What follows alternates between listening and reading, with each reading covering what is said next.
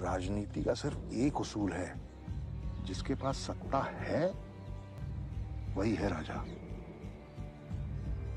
और इस बात को तुम जितनी जल्दी समझ लो उतना बेहतर है। अमित शाह माफी मांगो, माफी मांगो, माफी मांगो, अमित शाह माफी मांगो, माफी मांगो, माफी मांगो। BR आम्बेडकर पर टिप्पणी को लेकर संसद में बवाल मचा हुआ है। विपक्षी दल गृह मंत्री अमित शाह के बयान पर सरकार को घेर रहे हैं। इसी मुद्दे पर बुधवार को संसद के दोनों सदनों में विपक्षी दलों ने जमकर हंगामा किया। कांग्रेस अमित शाह के इस्तीफे की मांग कर रही है। इसी बीच ओवैसी ने भी अमित शाह को खरी खोटी सुनाई है। तो ओवैसी ने क्या कुछ कहा, चलिए सबसे पहले आपको वो सुनाते हैं। जिस स्टेट से वो आते हैं, गुजरात से, वहां पर डिस्टर्ब एरियाज एक्ट है। एक हिंदू अपना घर मुसलमान को नहीं बेच सकता, मुसलमान हिंदू को नहीं बेच सकता, और बरसों से चले आ रहा है। वो संविधान का वायलेशन नहीं है। वो गुजरात में और जहां जहां बीजेपी सत्ता में है वहां पर आप कन्वर्जन के खिलाफ कानून बना दिए, जबकि संविधान में राइट टू चॉइस एक फंडामेंटल राइट है।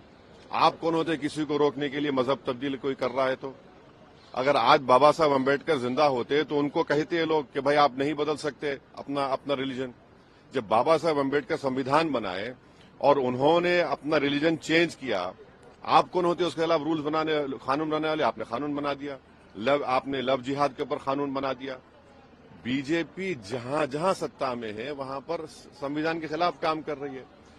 गोवा में बीजेपी की सरकार है, वहां पर कानून ये है कि अगर कोई 25 साल और 30 साल के दरमियान में कोई हिंदू महिला है, वाइफ है, और अगर वो इस उम्र के दरमियान में बेटे को जन्म नहीं देती है तो उसके हस्बैंड को दूसरी शादी करने का राइट है। उसको निकलवाइए। आप कानून बना रहे हैं कि कौन क्या खा सकता है, क्या नहीं खा सकता। आप हरियाणा में गौरक्षक को पुलिस पावर्स दे रहे हैं, वो पकड़े और मारे लोगों को। ये संविधान में है क्या? ये तो ये साफ जाहिर होता है कि अमित शाह और बीजेपी में एक डिस्क्रिमिनेटरी, उनके पास एक पॉलिसी है मुसलमानों के खिलाफ। और भारत के संविधान में फ्रीडम ऑफ रिलीजन एक फंडामेंटल राइट है। आर्टिकल 26 में रिलीजियस डिनोमिनेशन को इख्तियार है कि अपने मजहबी इदारों कायम करे। तो ये दोनों फंडामेंटल राइट्स का वायलेशन कर रहे हैं। और क्या यूसीसी में सिर्फ डायरेक्टिव प्रिंसिपल का यूसीसी है? डायरेक्टिव प्रिंसिपल में यह भी लिखा गया कि भारत में तिरस्सों से सबको बांटा जाए। डायरेक्टिव प्रिंसिपल में भी कि शराब पर पाबंदी आयद कर। हमेशा शराब पर पाबंदी क्यों नहीं याद करते पूरे देश में? चलिए करिए।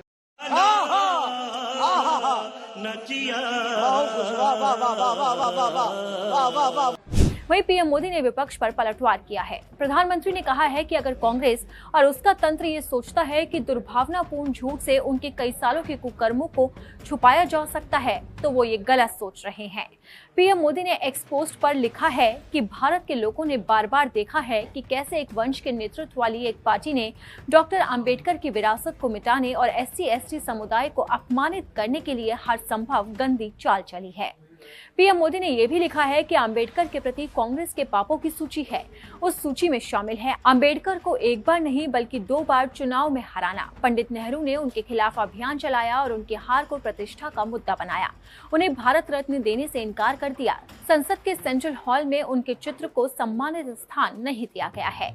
अब विपक्ष और सरकार के बीच में आम्बेडकर को लेकर बहसबाजी जारी है। अब देखना होगा कि इस मुद्दे पर कब तक सियासत गरमाती है।